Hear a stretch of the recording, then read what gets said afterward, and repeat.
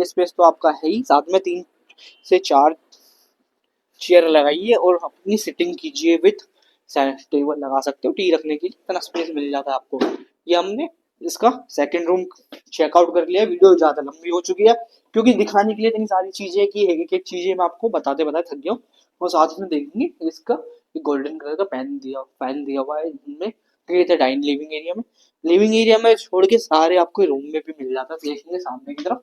ये हम आ चुके हैं इसके थर्ड रूम में। वो मास्टर रूम तो बहुत बड़ा साइज था उसका, ये ध्यान रखिए 15 बाय 12-13 के आसपास साइज हो जाता है उसका। तो देखेंगे सामने की तरफ एक वार्डरोब क्रिएट की हुई है। वार्डरोब जो उन्होंने रखा है कुछ अलग थीम पे रखी हुई है, ये देख सकते हैं। और साथ में जैसे मैंने आपको पहले भी दिखाया था वो सारी बकेट्स दी हुई है, साथ में स्पेस देख सकते हो कुछ ये मिल जाता है, स्विचेस अंदर भी है। ये कुछ आपको लुक मिल जाता है। साथ में आप देखेंगे बेड के साइड टेबल लगी उसके बाद स्पेस। और इधर की तरफ भी आप देखेंगे, इधर की तरफ भी आपको स्पेस मिल जाएगा।